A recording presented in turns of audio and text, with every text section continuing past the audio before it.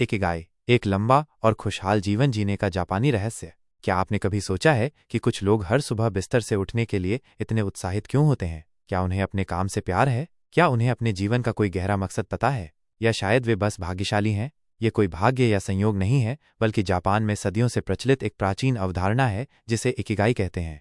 Ikigai Ikigai एक जापानी शब्द है जिसका अर्थ है जीवन का उद्देश्य या सुबह बिस्तर से उठने का कारण। ये वो बिंदु है जहां आपकी प्रतिभा, आपके जुनून, दुनिया की ज़रूरतें और वो चीज़ जिसके लिए आपको भुगतान किया जा सकता है, एक साथ मिलती हैं। हेक्टर गार्सिया और फ्रांसिस्क मिरालेस द्वारा लिखित ये पुस्तक हमें जापान के ओकिनावा द्वीप की यात्रा पर ले जाती है, जो दुनिया के ब्लू जोन्स में से एक है, जहां लोग सबसे लंबे और स्वस्थ जीवन जीते हैं। इस पुस्तक में लेखक ओकिनावा के शतायु लोगों से बात करके उनके जीवन के रहस्यों को उजागर करते हैं और हमें सिखाते हैं कि कैसे हम भी अपने इकिगाई को खोजकर एक पूर्ण और खुशहाल जीवन जी सकते हैं। यह सिर्फ लंबी उम्र के बारे में नहीं है, बल्कि ये इस बारे में है कि कैसे आप हर दिन को उद्देश्यपूर्ण और आनंदमय बना सकते हैं। कल्पना कीजिए कि आप हर सुबह उस काम को करने के लिए उठते हैं जो आपको पसंद है, जिसमें आप अच्छे हैं, जिसकी दुनिया को ज़रूरत है और जिसके लिए आपको इनाम मिलता है। यही इकिगाई का सार है। अध्याय 1, इकिगाई क्या है?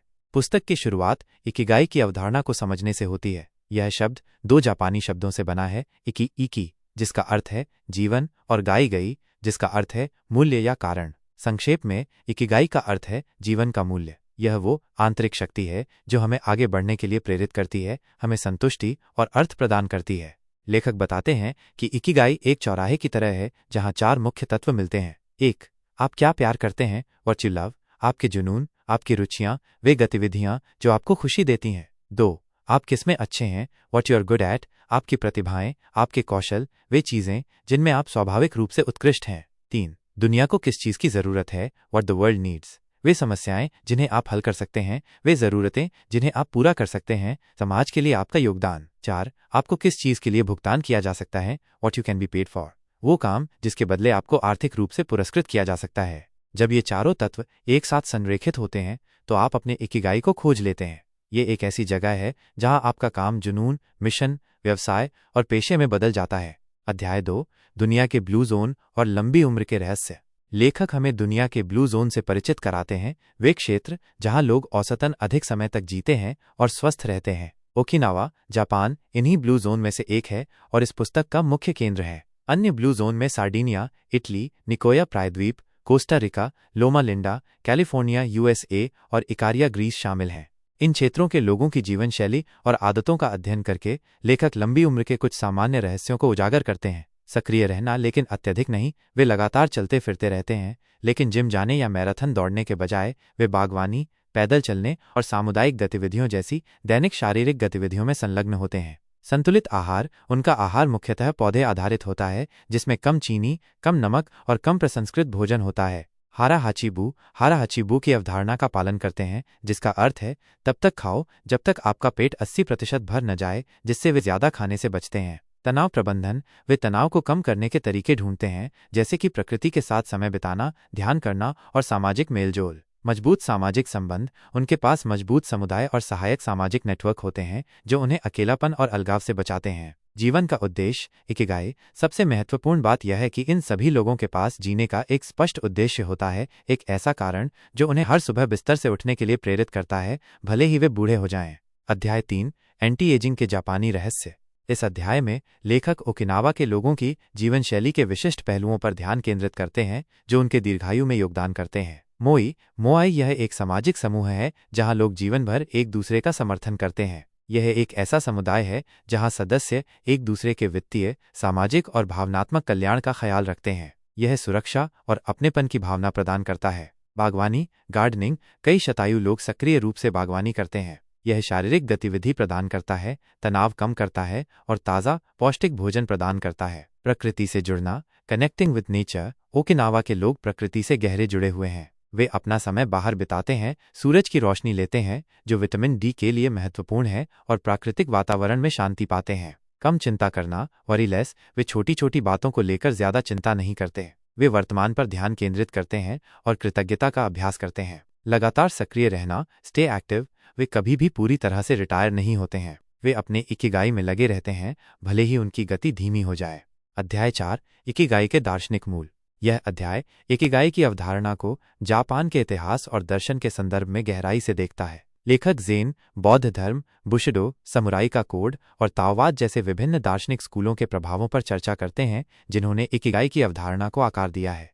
ज़ेन और प्रवाह, ज़ेन एंड फ्लो। ज़ेन बौद्ध धर्म वर्तमान क्षण में रहने और अपनी गतिविधियों में पूर्ण रूप से लीन होने पर जोर देता है। यह प्रवाह, फ्लो की अवधारणा से निकटता से संबंधित है, एक ऐसी स्थिति जिसमें व्यक्ति अपनी गतिविधि में इतना तल्लीन हो जाता है कि समय की अवधारणा खो जाती है। जब आप अपने इकिगाई में होते हैं तो आप अक्सर प्रवाह की स्थिति का अनुभव करते हैं। यह गहन संतुष्टि और खुशी की भावना लाता है। जापानी शिल्प कौशल, जापानीज क्राफ्ट्समैनशिप, जापान में कारीगरों और कलाकारों की परंपरा है जो अपने काम के प्रति एक गहरा सम्मान रखते हैं। वे गुणवत्ता, विस्तार और अपने काम में आत्मा डालने पर ध्यान केंद्रित करते हैं। यह एक इकिगाई आधारित जीवन का एक और पहलू है, अपने काम में उत्कृष्टता प्राप्त करने का प्रयास करना और उसे कला के रूप में देखना। वबी साबी, वाबी सबी। यह एक जापानी सौंदर्य शास्त्र है जो अपूर्णता, क्षणभंगुरता और सादगी में सुंदरता पाता है। यह हमें जीवन की क्षणिक प्रकृति को स्वीकार करने और हर चीज में सुंदरता खोजने के लिए प्रोत्साहित करता है, भले ही वह दोषपूर्ण क्यों न हो। यह इकिगाई की खोज में धैर्य और दृढ़ता के महत्व पर भी प्रकाश डालता है। अध्याय 5, प्रवाह, जादुई क्षणों में डूबना। प्रवाह, फ्लो, इस पुस्तक में एक केंद्रीय अवधारणा है। यह एक ऐसी मानसिक अवस्था है जिसमें व्यक्ति किसी गतिविधि में पूरी तरह से लीन हो जाता है, जिससे समय की भावना खो जाती है और वो पूरी तरह से केंद्रित और आनंदित महसूस करता है। इस अवस्था को अक्सर इन द जोन या हैप्पीनेस जोन भी कहा जाता है। लेखक मिहाली सिक्सजेंटमिहाली के काम का उल्लेख करते हैं, जिन्होंने प्रवाह की अवधारणा को लोकप्रिय बनाया। वे बताते हैं कि प्रवाह की स्थिति तक पहुंचने के लिए कुछ शर्तों का पूरा होना जरूरी है। स्पष्ट लक्ष्य, क्लियर गोल्स, आपको पता होना चाहिए कि आप क्या हासिल करना चाहते हैं। तत्काल प्रतिक्रिया, इमीडिएट फीडबैक, आपको अपनी प्रगति के बारे में तुरंत जानकारी मिलनी चाहिए। कौशल और चुनौती का संतुलन, balance of skills and challenge. कार्य न तो इतना आसान होना चाहिए कि आप बोर हो जाएं, न ही इतना मुश्किल कि आप निराश हो जाएं। यह आपके कौशल के थोड़ा ऊपर होना चाहिए ताकि आप चुनौती महसूस करें लेकिन उसे पार भी कर सकें। पूरी एकाग्रता, फुल कॉन्सेंट्रेशन, आपका ध्यान पूरी तरह से वर्तमान कार्य पर होना चाहिए। समय का विरूपण, डिस्टोर्शन ऑफ टाइम, आपको समय का एहसास नहीं होता, घंटे मिनटों की तरह उड़ जाते हैं। आत्म जागरूकता का नुकसान, लॉस ऑफ सेल्फ कॉन्शियसनेस, आप अपनी चिंताओं या बाहरी दबावों के बारे में भूल जाते हैं। अपने इकिगाई को खोजने का एक महत्वपूर्ण हिस्सा उन गतिविधियों की पहचान करना है जो आपको प्रवाह की स्थिति में लाती हैं। जब आप अपनी इकिगाई आधारित गतिविधियों में संलग्न होते हैं तो आप स्वाभाविक रूप से प्रवाह का अनुभव करेंगे, जिससे आप अधिक खुश और उत्पादक महसूस करेंगे। अध्याय 6, इकिगाई को कैसे खोजें। यह अध्याय इकिगाई को खोजने के लिए व्यावहारिक कदम और आत्मचिंतन के प्रश्न प्रस्तुत करता है। इकिगाई कोई ऐसी चीज नहीं है जिसे आप एक बार में पा लेते हैं। ये एक यात्रा है, एक प्रक्रिया है जिसमें आत्मखोज और प्रयोग शामिल है। अपने इकिगाई को खोजने के लिए आप निम्नलिखित 4 प्रश्न वाली रूपरेखा का उपयोग कर सकते हैं। 1, आप क्या प्यार करते हैं? What do you love? आप किन गतिविधियों में समय बिताना पसंद करते हैं? आपको किस काम में सबसे ज्यादा खुशी मिलती है? आपके जुनून क्या हैं? बचपन में आपको क्या करना पसंद था? 2, आप किसमें अच्छे हैं? What are you good at? आपके मुख्य कौशल और प्रतिभाएं क्या हैं?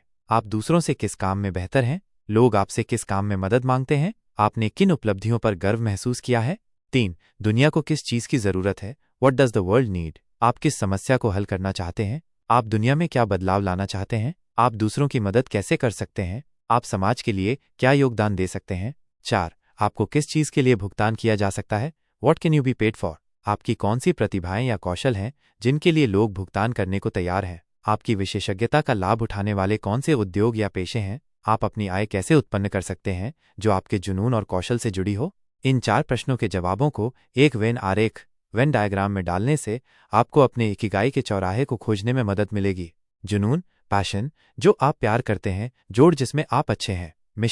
मिशन, जो आप प्यार करते हैं, जोड़ जिसकी दुनिया को जरूरत है। व्यवसाय, वोकेशन, जिसकी दुनिया को जरूरत है, जोड़ जिसके लिए आपको भुगतान किया जा सकता है। पेशे, प्रोफेशन, जिसमें आप अच्छे हैं, जोड़ जिसके लिए आपको भुगतान किया जा सकता है।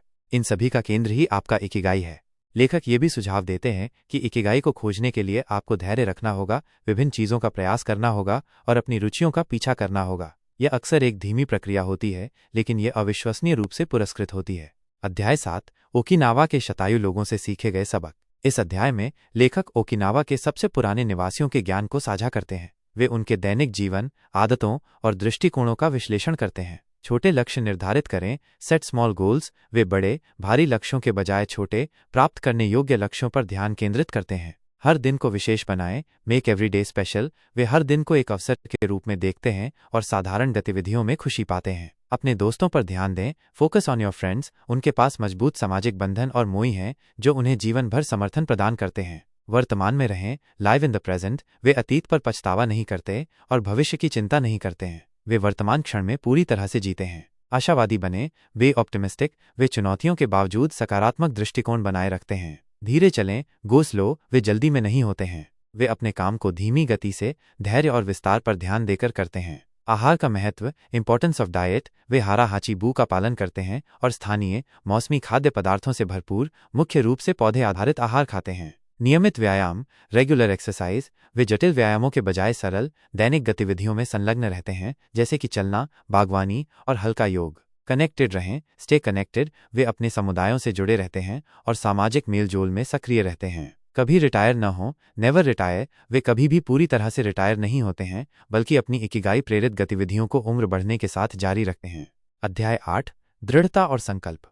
इस अध्याय में लेखक दृढ़ता, रेजिलियंस और संकल्प, परसिवरेंस के महत्व पर प्रकाश डालते हैं, जो इकिगाई को बनाए रखने के लिए महत्वपूर्ण है। जीवन में चुनौतियां आएंगी और इकिगाई आपको उन चुनौतियों का सामना करने की ताकत देता है। Antifragility, antifragility. वे नासिम निकोलस तालेब की अवधारणा एंटी फ्रेगिलिटी पर चर्चा करते हैं, जिसका अर्थ है कि कुछ चीजें झटके से न केवल बचती हैं बल्कि मजबूत भी होती हैं। ये लचीलेपन से परे है, जहां आप केवल ठीक हो जाते हैं। एंटी फ्रेगिलिटी में आप प्रतिकूल परिस्थितियों से सीखते हैं और विकसित होते हैं। चुनौतियों से सीखना, लर्निंग फ्रॉम चैलेंजेस।